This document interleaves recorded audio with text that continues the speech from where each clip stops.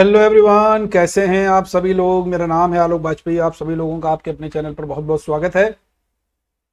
तो चलिए शुरुआत करते हैं। बहुत दिनों से विद्यार्थी कह रहे थे सर एसएससी वाला हमारा एग्जाम है या आपका यूपी पीसीएस का एग्जाम है, यूपी ट्रिपल एससी का एग्जाम है, तो कह रहे थे सर जीएस का कुछ पार्ट जरूर आप पढ़ाइए। तो भाई जीएस के पार्ट में हम कुछ क्वेश्चंस रिकॉर्डेड मोड में आपके सामने यहाँ पर दे रहे हैं, तो आप लोग इनको पढ़ के जरूर जाइएगा और निश्चित रूप से आप यकीन मानिए कि आपको यहां से क्वेश्चन मिलेंगे जरूर। पहला क्वेश्चन है, how many times a person can be elected as a president of India.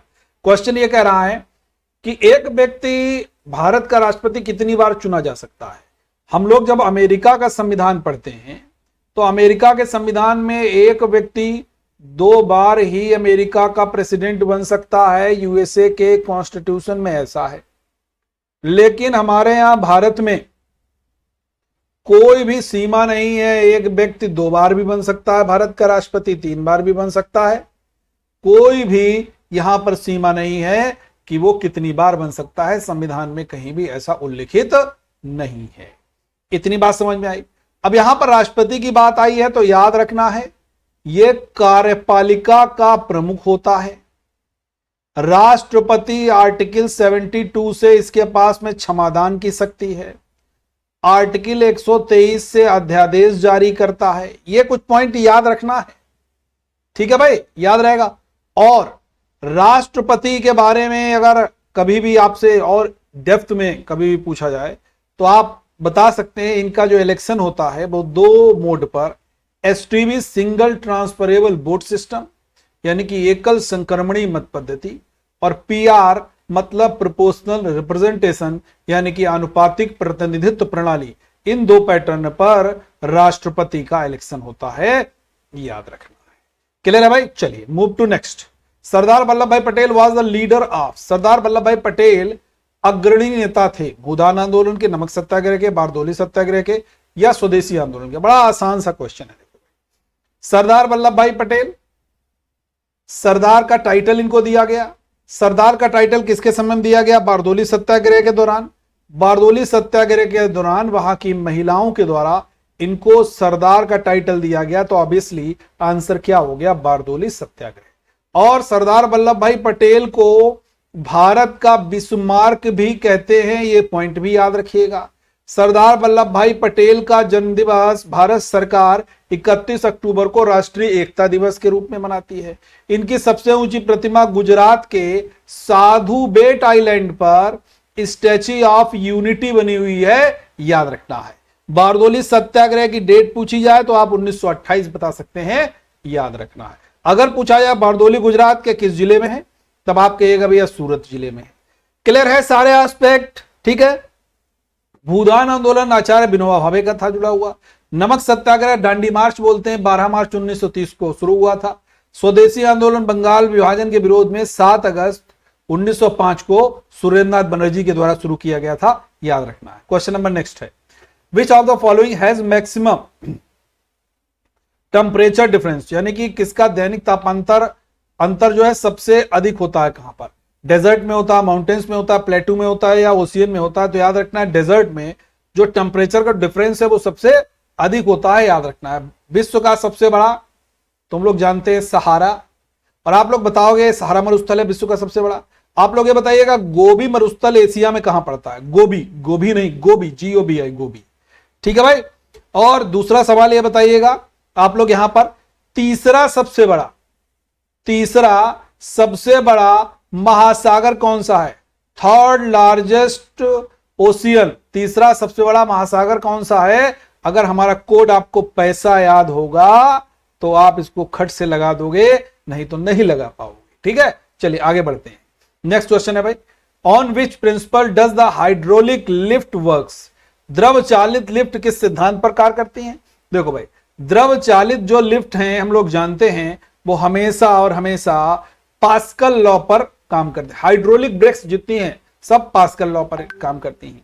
Archimedes का सिद्धांत हम लोग जानते हैं, P=HdG। जब भी कोई वस्तु किसी द्रव में पूरी तरीके से आंशिक रूप से डुबाई जाती है तो उस पर नीचे से ऊपर की ओर भी एक बल लगता है। वह बल वस्तु द्वारा हटाए गए द्रव के भार के बराबर होता है। यह उत्प्लावन बल का नियम है। और ये आर्किमिडीज ने दिया था, P = HDG। जूल भाई किसका कार्य का यूनिट हो जाता है, याद रखना चाहिए। नेक्स्ट है इन MICR what does I stand for. देखो भाई बहुत बढ़िया क्वेश्चन है। MICR बेसिकली जब भी आप चेक देखते हो तो चेक में नीचे की तरफ एक कोड लिखा होता है, यह 9 डिजिट का होता है। तो आपने देखा होगा 9 डिजिट का एक कोड लिखा होता है, बीच में होता है। जैसे एक चेक है, उस चेक में आपने एक बहुत लंबा कोड लिखा है, जो बीच वाला होगा यह आपका MICR कोड होता है। इसको बोलते हैं मैग्नेटिक इंक कैरेक्टर रिकॉग्निशन, ठीक है ना। तो मैग्नेटिक इंक कैरेक्टर हो गया, यानी कि इंक हो गया, I फॉर इंक हो गया, ठीक है। अब इसमें 9 डिजिट होते हैं। 9 डिजिट जो पहले 3 हैं वो सिटी कोड को रिप्रेजेंट करते हैं, सिटी कोड, और जो दूसरे 3 हैं वो बैंक कोड को, वो किस बैंक का कोड है, बैंक कोड को रिप्रेजेंट करते हैं। और जो लास्ट के 3 हैं ये आपके ब्रांच कोड को रिप्रेजेंट करते हैं। तो याद होना चाहिए city code, bank code, branch code, 9 digit, this is MICR magnetic ink character recognition. Clear है। Move to next. Who developed the theory of relativity. सापेक्षता का सिद्धांत दिया गया है भाई अल्बर्ट आइंस्टाइन के द्वारा। किसने दिया है, अल्बर्ट आइंस्टाइन ने दिया है।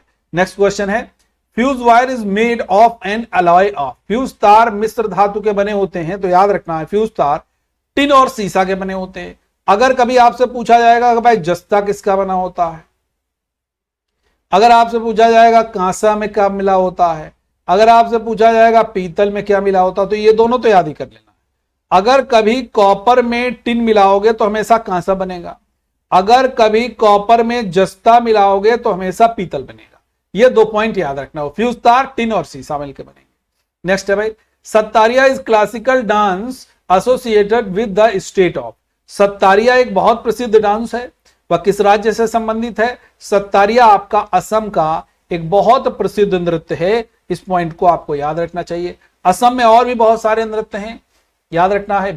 जो बिहू है, खेल गोपाल है, महारास है, नट पूजा है, ये सब आपके असम के बहुत प्रसिद्ध नृत्य हैं। ठीक है भाई, याद रहेगा। केरला का मोहिनीअट्टम हम लोग कह सकते हैं, घुमुरा उड़ीसा का कह सकते हैं। आगे बढ़ते हैं। नेक्स्ट है the British governor general who introduce the postal system in India. British governor general जिसने भारत में डाक प्रणाली शुरू की। ये भी बड़ा आसान सवाल है। डलहौजी। डलहौजी ने शिमला को ग्रीष्म कैपिटल भी, समर कैपिटल भी बनाया था। ठीक है। रेलवे, डाक तार सब डलहौजी ने दिया। वेलेजली सहायक संधि से संबंधित हैं। लॉर्ड ऑकलैंड, इन्होंने जो शेरशाह ने सोनार गांव से पेशावर तक सड़क आजम बनाई थी, इसको GT रोड नाम देने वाले ऑकलैंड हैं। लॉर्ड विलियम बेंटिक जो है सती प्रथा का अंत भी राजा राममोहन राय ने इनके सहयोग से किया था और 1833 के एक्ट से ये भारत के पहले गवर्नर जनरल बनाए गए थे। क्वेश्चन नंबर नेक्स्ट है the Indian institute of science is located at. भारतीय विज्ञान संस्थान अगर पूछा जाएगा तो ये बेंगलुरु में स्थित है भाई, याद होना चाहिए। क्वेश्चन नंबर नेक्स्ट है black hole tragedy was held in. Basically black hole tragedy 1756 में घटित होती जो घटना होती है, और ब्लैक होल ट्रेजेडी का एक प्रत्यक्षदर्शी है जिसका नाम है हॉलवेल, और उस समय बंगाल के नवाब होते हैं जिनका नाम होता है सिराजुद्दौला, या सिराज कह सकते हैं, और ये आपकी कलकत्ता में होती है 1756 में, याद होना चाहिए। मद्रास के संस्थापक फ्रांसिस डे माने जाते हैं। फोर्ट सेंट जॉर्ज अगर कभी पूछा जाएगा तो मद्रास से संबंधित हो जाता है। क्वेश्चन नंबर नेक्स्ट है Plassey was situated on the bank of which river. Plassey अगर कभी पूछा जाएगा तो आप हुगली नदी के किनारे कह सकते हो, और बहुत सी जगह आपको भागीरथी भी दिखा हुआ मिलेगा ना, भागीरथी, तो आप हुगली या भागीरथी लगा सकते हो, याद होना चाहिए। ठीक है भाई, क्लियर है आप सभी लोगों को। एक कभी भी आपसे पूछा जाएगा शिव समुद्रम जलप्रपात। शिव समुद्रम जलप्रपात किस नदी पर है, तो कावेरी नदी पर है। गंगा भारत की सबसे बड़ी नदी है और टोटल इसकी लंबाई 2525 किलोमीटर है, लेकिन भारत में 2510 किलोमीटर है। नेक्स्ट क्वेश्चन की तरफ नहीं आएंगे क्योंकि क्वेश्चन हमारे यहां पर समाप्त हो जाते हैं। तो भाई आप लोगों के लिए SSC CGL के लिए निश्चित रूप से बहुत बेहतरीन क्वेश्चन है, और बिहार शिक्षक भर्ती वाले बिल्कुल इस जो सामाजिक विज्ञान सोशल साइंस का जो आपका है उसमें ऐसे क्वेश्चन आपके निश्चित रूप से आ सकते हैं। थैंक यू एवरीवन, जय हिंद। दमदमा के पढ़ते रहिए और मस्त तरीके से सिलेक्शन लीजिए। ये साल आपका खाली नहीं जाना चाहिए 24-25। ठीक है, थैंक यू एवरीवन। सेशन अच्छा लगा हो तो चैनल को सब्सक्राइब जरूर कीजिएगा। इसी तरीके से नियमित रूप से आपके लिए वीडियोस लाते रहेंगे। Thank you everyone.